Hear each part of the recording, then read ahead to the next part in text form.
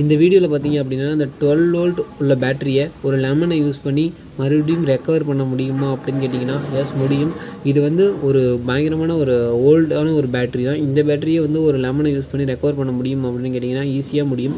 இந்த பேட்டரி பார்த்திங்க அப்படின்னா இது ஒரு 12 வோல்ட் 7 ஆம்பியர் அவுட்புட் தரக்கூடிய ஒரு பேட்டரி, ஆம்கோ கம்பெனியோட ஒரு பேட்டரி. ஓகேவா, இந்த பேட்டரி பார்த்திங்க அப்படின்னா ரொம்ப பழைய பேட்டரி. இதில் வந்து மறுபடியும் லெமனை யூஸ் பண்ணியோ இல்லை டிஸ்டில் வாட்டர் யூஸ் பண்ணி ஆசிட் யூஸ் பண்ணியோ இப்போ கரெக்டாக இந்த டைமுக்கு வந்து நம்மளால் வந்து 7 ஆம்பியர் அவுட்புட் எடுக்க முடியுமான்னு கேட்டிங்கன்னா முடியாது. அதுவே நீங்கள் வந்து ஒரு புதுசாக இப்போ ஒரு பேட்டரி வாங்கிறீங்க, வாங்கி 6 மந்த் ஆகுது, ஒரு 2 மந்த்ஸ் தான் ஆகுது அப்படின்னு அது வந்து எனக்கு ஒர்க் ஆகலை, மோட்ரு ஒர்க் ஆகலை, அதாவது செல்ஃப் அடிக்கும் போது ஸ்டார்ட் ஆகலை அப்படின்னு ஒரு ரெக்கவர் பைக் பேட்டரி பிரச்சனை வருது அப்படின்னு நீங்கள் நினச்சிங்க அப்படின்னா அதில் டிஸ்டில் வாட்டரோ இல்லை ஆசிடோ ரீப்ளேஸ் பண்ணி நீங்கள் திருப்பி உங்களோட பேட்டரியை புது பேட்டரி மாதிரியே அவ்வளோ ஆம்பியருக்கு ரெடி பண்ண முடியும். பட் ஆனால் இந்த பேட்டரி அந்த மாதிரி கொண்டு வர முடியாது. ஏன்னா இதோட செல்ஸ் எல்லாமே பயங்கர டேமேஜ். இந்த செல்ஸ் எல்லாத்தையும் திருப்பி கொண்டு வந்து ஒர்க் பண்ண வச்சது ரொம்ப பெரிய விஷயம் அப்படின்னு தான் சொல்லலாம். இந்த பேட்டரிஸ் பார்த்திங்க அப்படின்னா இந்த பேட்டரிஸ் எப்போவுமே ஆசிட் மாற்றுறீங்க இல்லை டிஸ்டில் வாட்டர் ஊற்றுறீங்க அப்படின்னா இந்த டைப் பேட்டரி பார்த்திங்க அப்படின்னா சீல்டு பேட்டரி கிடையாது. இது வந்து பார்த்திங்க அப்படின்னா நம்ம வந்து எப்போ வேணால் ரீப்ளேஸ் பண்ணிக்கலாம். அதாவது ஆசிட் ரீப்ளேஸ் பண்ணிக்கிற மாடலில் தான் கொடுப்பாங்க. நம்ம ஆக்சுவலாக பார்த்திங்க அப்படின்னா சீல்டு பேட்டரி அப்படின்னு பார்த்திங்கன்னா இந்த மாதிரி இருக்கும். சீல்டு பேட்டரி அப்படின்னு பார்த்திங்கன்னா சீல் பண்ணியிருப்பாங்க, சீல் பண்ணி ஃபுல்லாக முடிச்சிடுவாங்க. அதாவது அது வந்து ஹீட் ஆனாலோ இல்லை என்ன ஒரு பிரச்சனை வந்தாலும் உங்களுக்கு வந்து கொதித்து அது வழியாக, அதாவது உள்ளே உள்ள ஆசிட் வந்து உங்களுக்கு எவாபரேட் ஆகி அதுலேருந்து எதுவுமே வராது. பட் இந்த மாதிரி டைப் ஆசிட் பார்த்திங்கன்னா ஆசிட் வந்து வெளியே ஊற்றுறதுக்காகவே, அதாவது ரொம்ப ஹீட் ஆனாலோ பயங்கரமாக சார்ஜ் ஆனாலோ உங்களுக்கு அதுலேருந்து ஆசிட் பொங்கி வர்றதுக்காக இந்த ஹோல்ஸ் பண்ணி வெளில கொடுத்துருப்பாங்க. இந்த மேலே கொடுத்துருக்க அந்த ரெட் கலர் ஸ்ட்ரிப்பை வந்து ஃபுல்லாக அடைச்சிரும். அப்போ வந்து உங்களுக்கு ஆசிட் வந்து லீக்கேஜ் ஆச்சு அப்படின்னா இது வழியாக லீக்கேஜ் ஆகி ஆசிட் கீழே வரும். அதுக்காக இந்த மாதிரி டைப் கொடுப்பாங்க. இது வந்து ஃபுல்லாக க்ளோஸ்டு டைப் பேட்டரி அப்படிங்கிறதுனால இதில் அந்த மாதிரி எதுவுமே இருக்காது. பட் ஆனால் இந்த மாதிரி பேட்டரியும் நம்ம வந்து ரெக்கவர் பண்ண முடியும். இதுலேயும் நம்ம வந்து இதுவும் இந்த ஒரு கரெக்டாக பார்த்திங்கன்னா இது ஒரு 4 இயர்ஸ் ஆகிடுச்சு இந்த பேட்டரி வாங்கி. இந்த பேட்டரியும் நம்ம ஈஸியாக ரெக்கவர் பண்ணலாம். எப்படின்னு பார்த்திங்க அப்படின்னா இதுக்கும் அந்த எலுமிச்சம்பழம் ட்ரிக்கை யூஸ் பண்ணி நம்ம ரெக்கவர் பண்ண முடியும். அப்படின்னா டிஸ்டில் வாட்டர் ஊற்றி நம்ம பேட்டரியை ரெக்கவர் பண்ணலாம். இப்போ பார்த்திங்க அப்படின்னா நம்ம இந்த பேட்டரிக்கு வருவோம். இந்த பேட்டரி பார்த்திங்க அப்படின்னா ஒரு கொஞ்ச நாள் நல்லா தான் ஒர்க் ஆகிட்டு இருந்துச்சு. அதாவது ரெக்கவர் ஃபஸ்ட்டு அதுக்கப்புறம் எப்படி சொல்கிறது, இடையில டிஸ்டில் வாட்டர் ஊற்றி ரெக்கவர் பண்ணி ஒர்க் ஆகிட்டு இருந்தது. திடீர்னு வந்து மறுபடியும் ஒர்க் ஆகாமல் போயிடுச்சு. என்ன காரணம் அப்படின்னு பார்த்தீங்கன்னா இந்த ஹோல்ஸ் இருக்குது பார்த்தீங்களா, இந்த ஹோல்ஸில் வந்து கண்டக்ஷனே சுத்தமாக கிடையாது. ஏன்னா பேட்டரி சுத்தமாக ட்ரை. ஓகேவா, இந்த ஹோல்ஸ் எதுக்காக கொடுக்குறாங்க அப்படிங்கிறத மட்டும் வந்து சொல்லிடுறேன். அந்த ஹோல்ஸ் வந்து ஒரு கணக்கில் தான் கொடுப்பாங்க. ஓகேவா, இதில் மொத்தம் எத்தனை ஹோல்ஸ் இருக்குது பாருங்கள், 1 2 3 4 5 6 மொத்தம் இதில் பார்த்திங்க அப்படின்னா இந்த பேட்டரியில் 6 ஹோல்ஸ் இருக்குது. இந்த பேட்டரியில் மொத்தம் பார்த்திங்க அப்படின்னா 6 ஹோல்ஸ் இருக்குது. இந்த 6 ஹோல்ஸ் எதுக்காக கொடுத்துருக்காங்க அப்படின்னு பார்த்தீங்கன்னா ஒரு செல்லும் வந்து மொத்தம் 6 ஹோல்ஸ் அப்படின்னா 6 செல் அப்படின்னு கணக்காகும். இது பார்த்திங்கன்னா இப்படி தான் இந்த இடத்துல குறுக்க ஒரு பிளாஸ்டிக் இருக்கும். மொத்தம் இந்த இடத்துல எல்லாத்துலேயுமே இப்படி குறுக்க ஒரு பிளாஸ்டிக் இருக்கும். மொத்தம் வந்து 6 செல் அப்படின்னா 6 செல்லுக்கு இடையில ஒரு பிளாஸ்டிக் கொடுத்துருப்பாங்க. அதாவது இதில் ஊற்றுற நீங்கள் ஆசிட் ஊற்றுறீங்களோ டிஸ்டில் வாட்டர் ஊற்றுறீங்களோ இந்த ஹோல்ஸுக்கு வராது. அதெல்லாம் தனி செல்ஸு. இப்போ வந்து ஒரு செல்ஸ் பார்த்திங்க அப்படின்னா 2 வோல்ட் கொடுக்கும். மொத்தம் 6 செல்ஸ் அப்படிங்கிறதுனால 6 2 12 மொத்தம் 12 வோல்ட் நமக்கு அவுட்புட் வரும். இந்த 6 செல்ஸுமே சீரிஸில் கனெக்ட் பண்ணியிருப்பாங்க. அதாவது இந்த சீரிஸ் கனெக்ஷன் பார்த்திங்க அப்படின்னா உள்ளே இருக்கும். சீரிஸ் கனெக்ஷன் பண்ணி தான் நமக்கு அவுட்புட் வெளியே வரும். மொத்தம் இது வந்து 12 வோல்ட் பேட்டரிங்கிறதுனால 6 செல்ஸை சீரிஸ் பண்ணிட்டாங்க. அதாவது 6 வோல்ட் 2 வோல்டேஜ் உள்ள 6 செல்ஸை சீரிஸ் பண்ணி தான் நமக்கு இதுக்கான அவுட்புட் தராங்க. ஆக்சுவலாக பார்த்திங்க அப்படின்னா இதை நான் பிரிச்சுட்டு இதில் வந்து லெமனை வந்து ஆக்சுவலாக இன்சர்ட் பண்ணிவிட்டேன். இதில் வந்து 4 எலுமிச்சம்பழத்தை புழிஞ்சு ஊசி மூலயமா, அதாவது இன்ஜெக்ஷன் போடுவாங்களா ஊசி, நமக்கு அந்த ஊசி எடுத்து அது வழியாக உள்ளே இன்சர்ட் பண்ணிட்டேன். 6 எலுமிச்சம்பழத்தை இன்செக்ட் பண்ணிட்டேன். இதில் வந்து நீங்கள் எந்த அளவுக்கு ஊற்றணும் அப்படிங்கிறது கூட நமக்கு இதில் கொடுத்துருப்பாங்க. ஆசிட் லெவல் எந்த அளவுக்கு மெயின்டைன் பண்ணணும் அப்படின்ட்டு. இது வந்து பார்த்திங்க அப்படின்னா உங்களுடைய நீங்கள் நல்ல ஒரு வெளிச்சத்தில் இப்படி வச்சு பார்த்தீங்க அப்படின்னாலே உங்களுக்கு நல்லாவே தெரியும். அதாவது புது பேட்டரியாக இருக்கும்போது இந்த செல்ஸ் வந்து இந்த பிளாஸ்டிக் பேனல் கொஞ்சம் வெள்ளையாகவே இருக்கும். நல்ல வெயிலில் வச்சு பார்த்தீங்க அப்படின்னா, வெளிச்சத்தில் வச்சு பார்த்தீங்க அப்படின்னா மினிமம் லெவல் இது. இந்த மினிமம் லெவலுக்கு கீழே வந்து ஆசிட் லெவல் போயிடுச்சு அப்படின்னாலே உங்களுக்கு பேட்டரி உட்காந்துரும். உங்களுக்கான பர்ஃபார்மன்ஸ் சுத்தமாகவே இருக்காது.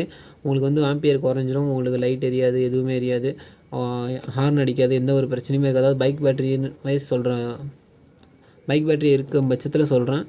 அதுவே இந்த மினிமம் லெவல்லேருந்து மேக்ஸிமம் லெவலுக்குள்ளே இருந்துச்சு அப்படின்னா உங்களுக்கு பேட்ரி வந்து 100% உங்களுக்கு ஃபுல் ஆம்பியர் அவுட்புட் தரும். சார்ஜிங் நல்லாயிருக்கும், டிஸ்சார்ஜிங் சூப்பராக இருக்கும். அதே சமயம் இந்த மேக்ஸிமம் மேலே உங்களுக்கு வந்து லெவல் போயிடுச்சு அப்படின்னா இந்த ஹோல்ஸ் வழியாக உங்களுக்கு என்ன ஆகும் அப்படின்னா ஆசிட் லீக் ஆக ஆரம்பிச்சிடும். அதாவது இந்த மேக்ஸிமம் லெவலுக்கு கொஞ்சம் மேலே இருந்தால் கூட ஆசிட் எவாப்ரேட் ஆக ஆரம்பிச்சிடும். எவாப்ரேட் ஆகி அது கொதிக்கும் பொழுது, அதாவது நீங்கள் சார்ஜ் பண்ணும்போது உங்களுக்குள்ள ஆசிட் கொதிக்கும் பொழுது அது வந்து நீராவியாக மாறும். அது வந்து கொதித்து திருப்பி இது வழியாக வந்து வெளியே ஊற்றும். அதாவது இந்த மேக்ஸிமம் லெவலுக்கு கொஞ்சம் மேலே இருந்தால் கூட. அவ்வளோதான். இதில் இந்த மேக்ஸிமம் மினிமம் லெவல் இண்டிகேஷன் போட்டுறது காரணமே அதுதான்.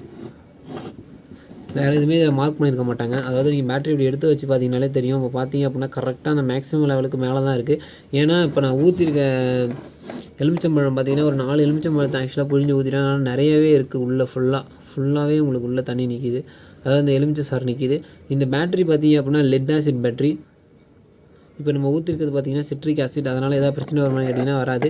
இந்த பேட்டரியை நீங்கள் திருப்பி சார்ஜ் பண்ணும்போது உங்களுக்கு அவசியமாக தேவைப்படுறது இந்த மல்டிமீட்ரு. இந்த மல்டிமீட்ரு இருந்தால் மட்டுமே இந்த பேட்டரியை வந்து எந்த லெவலுக்கு சார்ஜ் ஆகுது, இந்த பேட்டரி பர்ஃபெக்டான சார்ஜிங் வோல்டேஜில் சார்ஜ் ஆகுதா இல்லையா அப்படின்னு நீங்கள் செக் பண்ண முடியும். அப்படி சார்ஜ் ஆச்சு அப்படின்னா தான் உங்களுக்கு பேட்டரி வந்து சார்ஜ் நிற்கும். அப்படி இல்லைன்னா சுத்தமாக சார்ஜ் நிற்காது. உங்களுக்கு எவ்வளோ நேரம் ஏறினாலும் சரி சார்ஜ் நிற்காது. இது எப்படி கண்டுபிடிக்கிறதுன்னு பார்த்தீங்க அப்படின்னா, இது 2 ஒயரில் என்ன வருது அப்படின்னு பார்த்தீங்கன்னா ஒரு 12 வோல்ட் ட்ரான்ஸ்ஃபார்மரில் ரெக்டிஃபை பண்ணி ஒரு 4700 மைக்ரோஃபேரடில் 50 வோல்ட் கெப்பாசிட்டி போட்டு உங்களுக்கு வருது. அவுட்புட் பார்த்தீங்க அப்படின்னா எவ்வளோ அவுட்புட் வருதுன்னு பார்த்தீங்கன்னா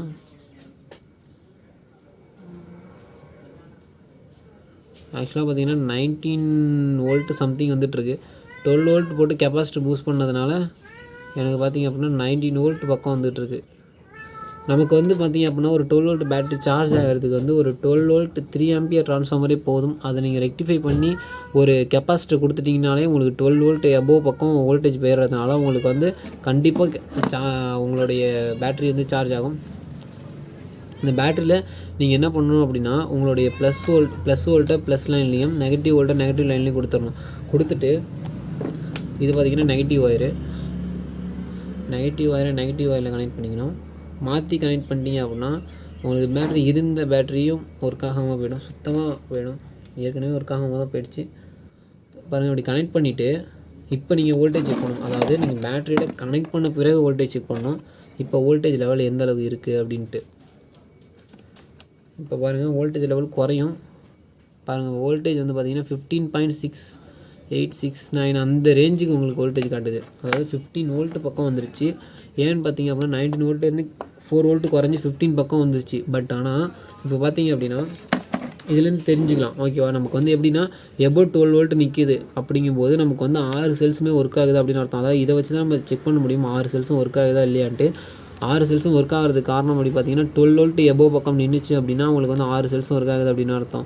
பார்த்தீங்க அப்படின்னா ஃபஸ்ட்டு நான் அதில் வந்து ஆசிட் ஊற்றி சார்ஜ் போடும்போது எனக்கு வந்து வோல்டேஜ் லெவல் எந்த பக்கம் காமிச்சிது அப்படின்னு பார்த்தீங்கன்னா எனக்கு வந்து வோல்டேஜ் லெவல் மீட்டரில் வந்து அதாவது சப்ளை கனெக்ட் பண்ண பிறகு 10 வோல்டேஜ் காட்டுச்சு. அது காரணம் பார்த்தீங்கன்னா மொத்தம் 2 செல் ஒர்க்கே ஆகலை.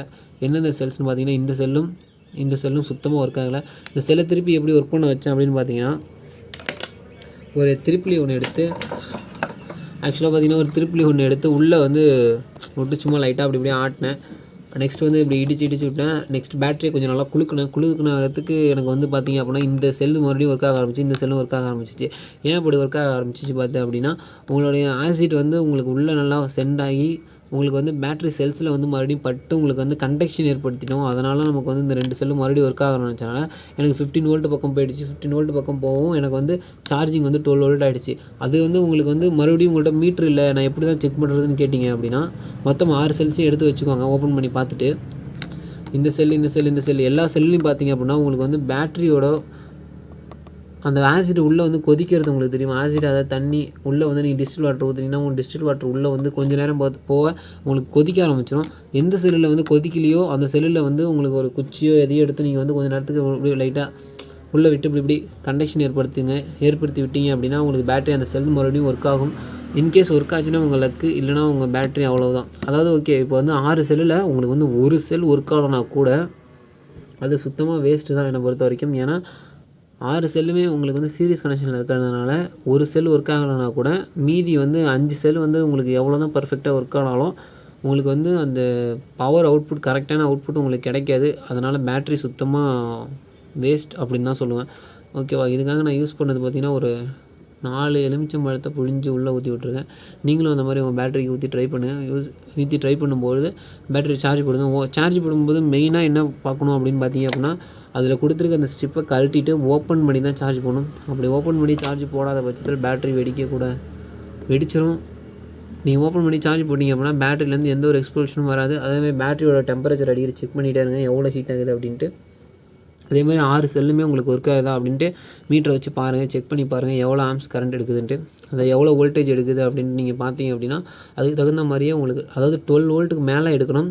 அப்படி எடுத்தால் மட்டும்தான் ஒரு 12 வோல்ட் பேட்டரி வந்து 6 செல்லுமே ஒர்க் ஆகி 12 வோல்ட்டுக்கு மேலே எடுத்தால் மட்டும்தான் 6 செல்லுமே ஒர்க் ஆகுது அப்படின்னு அர்த்தம்.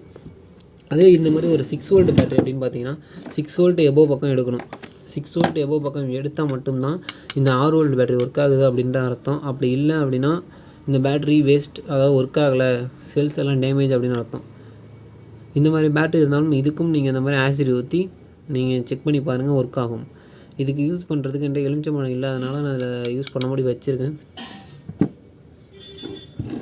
இந்த பேட்டரி பார்த்திங்க அப்படின்னா மாற்றி விட்டுட்டு ஒரு மணி நேரம் போல் சார்ஜ் ஏறிடுச்சு. இது இப்போ எப்படி ஒர்க் ஆகுதா அப்படின்ட்டு மட்டும் நான் உங்களுக்கு காட்டுற பாருங்க.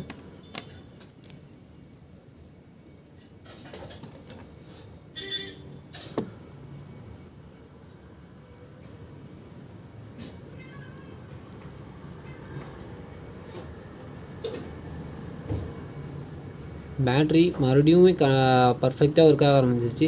உங்களுக்கு வந்து மேக்ஸிமம் பார்த்திங்கன்னா மறுபடியும் உங்களுக்கு 6 ஆம்பியர் அவுட்புட்லாம் கிடைக்காது தான். உண்மையாகவே ஃப்ராங்காக சொல்கிறேன், உங்களுக்கு அந்த 7 ஆம்ப்ஸ் அவுட்புட் எடுக்கலாமான்னு கேட்டிங்கன்னா முடியாது. அந்த 7 ஆம்பியர் அவுட்புட்லாம் திருப்பி வரவே வராது. உங்களுக்கு வந்து இந்த மாதிரி ரொம்ப ஓல்டு செல் ஆகிட்டு செல்லையும் நான் மறுபடியும் ரீபூஸ்ட் பண்ணியிருக்கேன் அப்படிங்கும்போது உங்களுக்கு 7 ஆம்ப்ஸ்லாம் அவுட்புட் எடுக்க முடியாது. ஒரு மினிமம் ஆம்பியராக பார்த்தீங்க அப்படின்னா ஒரு 4 to 5 ஆம்ப்ஸ் எடுத்துக்கலாம். ஒரு மேக்ஸிமம் பார்த்திங்கன்னா 5 ஆம்ப்ஸ் அது உள்ளே தான் வரும் உங்களுக்கு. இல்லை 2லேருந்து 3 ஆம்ப்ஸ் உங்களுக்கு லாஸ்ட்டில் தான் போகும். அப்படி போகும்போது ஒரு 4 ஆம்பியர் கிடச்சிச்சு அப்படின்னா வீட்டுக்கு வந்து நீங்கள் ஒரு 12 வோல்ட் எல்இடி பல்ப் யூஸ் பண்ணி எரிய வச்சுக்கிறது, அப்படி இல்லைனா வேறு ஏதாவது ஒரு அப்ளிகேஷனுக்காக யூஸ் பண்ணிக்கலாம். மறுபடியும் இதை பைக்கில் யூஸ் பண்ண முடியுமான்னு கேட்டிங்கன்னா கண்டிப்பாக முடியாது. செல்ஃப் மோட்டர்லாம் எடுக்காது. ஓகே ஃப்ரெண்ட்ஸ், தேங்க்யூ ஃபார் வாட்சிங். சப்ஸ்கிரைப் பண்ணாதவங்க என் சேனலை சப்ஸ்கிரைப் பண்ணிவிடுங்க. பெல் பட்டன் அழுத்தி ஆளில் போட்டுக்கோங்க. இந்த வீடியோ பிடிச்சிருந்தால் லைக் பண்ணுங்கள்.